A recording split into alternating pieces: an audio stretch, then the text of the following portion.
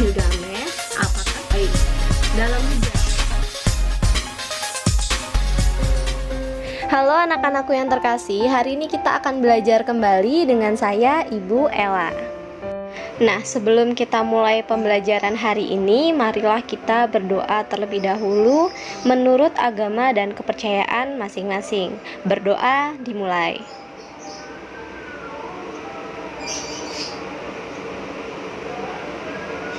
Selesai? Halo semuanya, sudah siap ya untuk pembelajaran sejarah hari ini? Semoga kita semua selalu diberi kesehatan dan jangan lupa tetap patuhi semua protokol kesehatan. Halo semuanya, hari ini kita masih belajar tentang peradaban Mesopotamia dan sekarang kita masuk ke bangsa Assyria atau Asyur. Pada masa pemerintahan bangsa Assyria, pusat pemerintahan Mesopotamia dipindah ke kota Niniwe. Nah, apa saja sih yang mereka lakukan? Nah, ada satu prinsip dari bangsa Assyria, di mana mereka mempunyai moto yaitu aku hancurkan, aku binasakan, dan aku bumi hanguskan. Karena memang bangsa Assyria itu dikenal sebagai bangsa kejam, bangsa yang suka melakukan pengembara, dan wilayahnya itu mencakup wilayah Mesopotamia dan juga wilayah Mesir. Nah, bangsa Assyria ini juga menerapkan sistem pemerintahan kerajaan. Siapa saja raja-rajanya? Yang pertama adalah Tiglat-Pileser III. Prestasinya yaitu melakukan perluasan wilayah meliputi wilayah Babilonia, Suriah, Palestina, Siprus, Arabia bagian utara, dan juga Mesir. Selanjutnya adalah Sargon II. Tidak ada hubungan dengan Sargon yang pertama, cuman namanya kebetulan sama. Prestasinya adalah membangun istana atau benteng Sargon, disebut sebagai Dur Sharukin. Yang kedua, dia berhasil menaklukkan Raja Marduk, yaitu pemimpin dari bangsa Kaldea.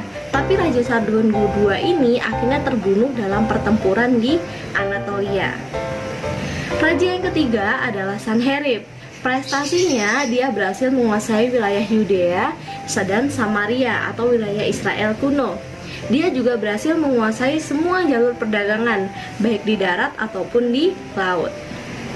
Selanjutnya adalah Raja Asurbanipal.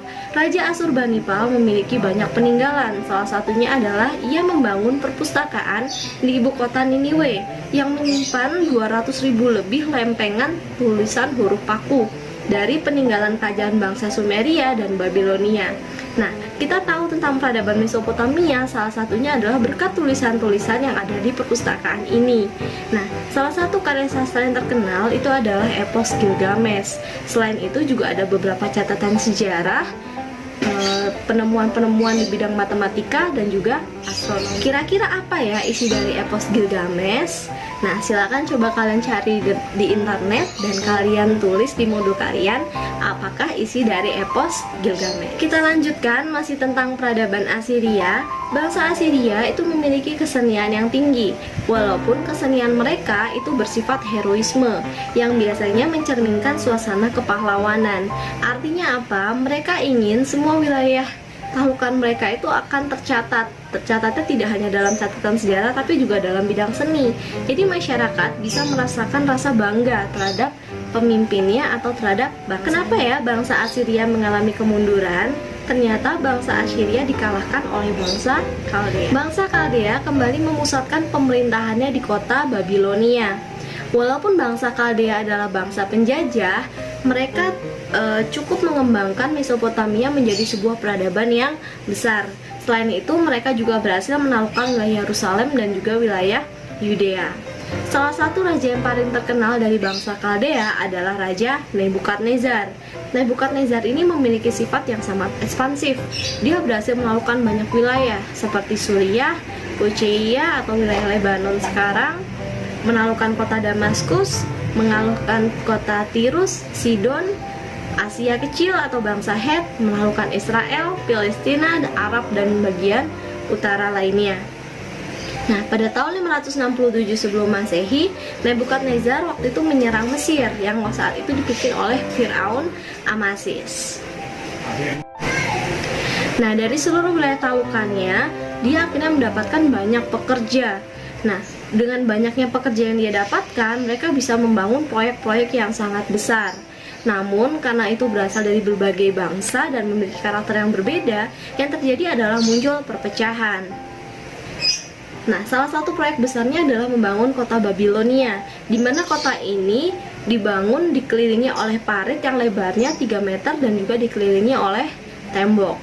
Apa aja proyek pembangunan Nebukadnezar? Nebukadnezar membangun sungai yang alirannya dialihkan sehingga bisa masuk ke wilayah dalam kota. Yang kedua, di tengah kota dia juga mendirikan kuil Etemenanki, di mana kuil yang sangat tinggi ini dianggap sebagai batas antara langit dan bumi. Lalu di samping kuil Etemenanki, dia mendirikan kuil Dewa Marduk, yaitu dewa utama yang disembah oleh bangsa Kaldea. Karena sungainya dialihkan ke dalam kota, dia membangun banyak jembatan batu yang sangat indah yang melintasi sungai-sungai tersebut. Selain itu, dia juga dikatakan membangun Tower Babilonia. Dan juga untuk istrinya tercinta, yaitu Amitis, dia membangun sebuah taman gantung, di mana dalam taman gantung ini dia mendirikan sebuah rumah di atas bangunan air dengan tanaman-tanaman yang menggantung.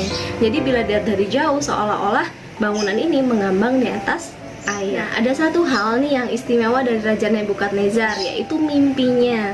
Jadi dijelaskan dalam Alkitab, yaitu kitab Daniel, dijelaskan bahwa dia sempat bermimpi, di mana dalam mimpi itu dia melihat sebuah patung, di mana bagian kepalanya terbuat dari emas, badannya terbuat dari silver, lalu bagian pahanya terbuat dari perunggu, dan bagian kakinya terbuat dari besi, dan telapaknya campuran antara besi dan tanah liat.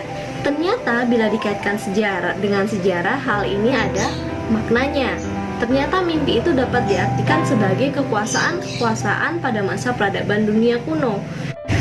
Gold menandai kekuasaan dari kerajaan Babilonia, silver menandai kekuasaan dari kerajaan Persia, bronze menandai kekuasaan dari kerajaan Yunani, iron menandai kekuasaan dari kerajaan Romawi, dan iron clay itu adalah menandai dari akhir zaman atau tidak ada lagi periode kekaisaran. Dan ternyata setelah periode kekaisaran berakhir, yang muncul adalah negara-negara yang independen.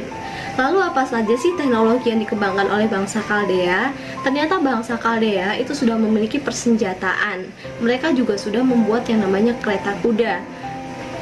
Nah, salah satu hal negatif yang mereka lakukan ketika mereka berhasil menguasai suatu wilayah, penduduk wilayah tersebut akan mereka jadikan budak. Selain itu, mereka juga sudah mengenal sistem astronomi, di mana mereka tahu bahwa satu tahun itu terdiri dari 365/4 hari. Nah, untuk senjata yang mereka gunakan itu adalah jenis panah. Lalu mereka juga memiliki pasukan kavaleri. Lalu apa sih yang menyebabkan keruntuhan bangsa Kaldea? Keruntuhan dari peradaban Kaldea itu dibagi menjadi dua alasan. Satu adalah faktor internal, yang dua adalah eksternal. Secara internal, keruntuhan terjadi karena rakyat yang tidak puas karena kepemimpinan dari Nabukadnezar. Secara internal itu adalah munculnya ketidakpuasan dari rakyat. Yang kedua adalah pengkhianatan umat Yahudi, di mana mereka justru mendukung Raja Cyrus untuk mengalahkan bangsa Kaldea. Nah, faktor eksternal itu adalah serangan dari bangsa Persia di bawah Cyrus. Nah, sekarang kita masuk ke kerajaan Persia atau disebut sebagai Parsi. Kerajaan Persia ini adalah kerajaan yang nanti mengambil alih kekuasaan di Mesopotamia. Ibu kota Persia itu berada di Persepolis, yang artinya adalah kota bangsa Persia. Sampai sekarang reruntuhan dari kota ini masih bisa kita kunjungi karena dibangun dengan konstruksi yang sangat baik.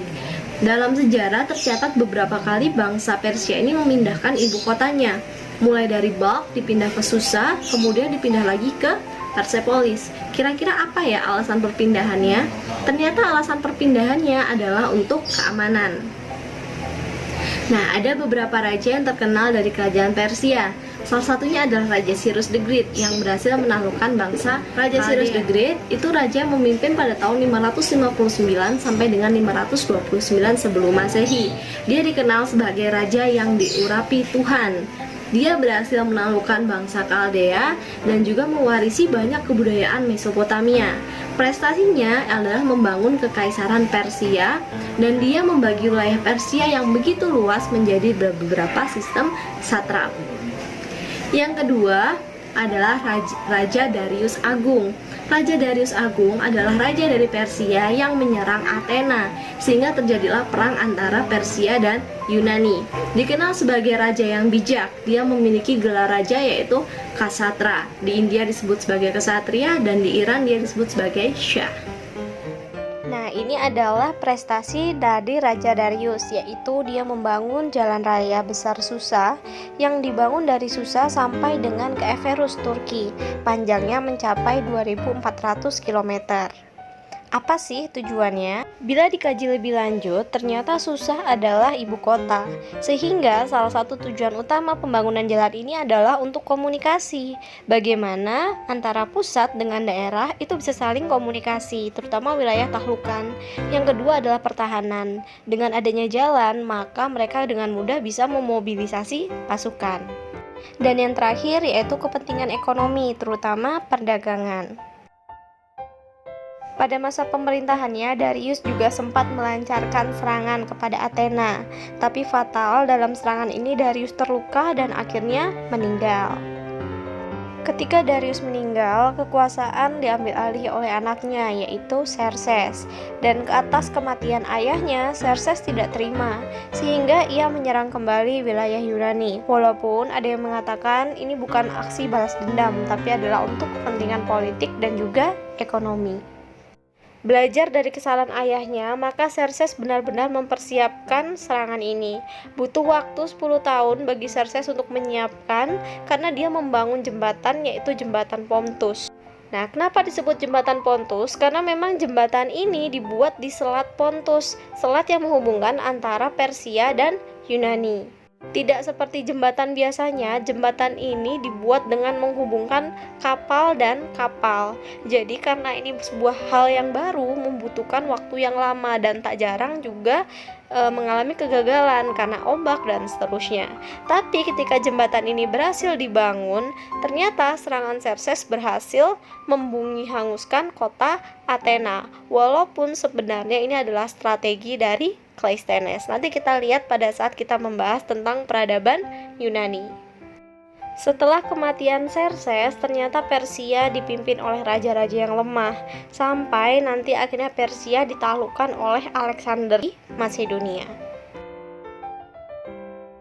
Nah, kita sekarang mengkaji organisasi sosialnya. Ternyata sistem pemerintahannya adalah kerajaan. Nah, karena wilayah kerajaannya ini sangat luas, hampir meliputi wilayah Asia Timur Tengah sekarang. Nah, itu wilayahnya dibagi ke dalam 20 satrap, di mana masing-masing satrap itu dipimpin seorang gubernur wilayah. Selanjutnya adalah di bidang kepercayaan. Bangsa Persia itu mengikuti ajaran Zoroaster yang hidup sekitar 600 sebelum Masehi. Ajaran itu ada hubungannya dengan ajaran Hindu, di mana dalam ajaran Zoroaster dianggap hidup adalah sebuah peperangan antara kebaikan dan kejahatan. Dan nanti pada akhirnya peradaban Persia ini sendiri akhirnya ditaklukkan oleh Alexander the Great dari Macedonia. Itu dia pembelajaran sejarah kita pada hari ini. Semoga kalian bisa menangkap nilai-nilai kehidupan yang ada di dalamnya. Dan sampai jumpa pada pertemuan yang selanjutnya. Terima kasih. Gilgamesh, apakah baik dalam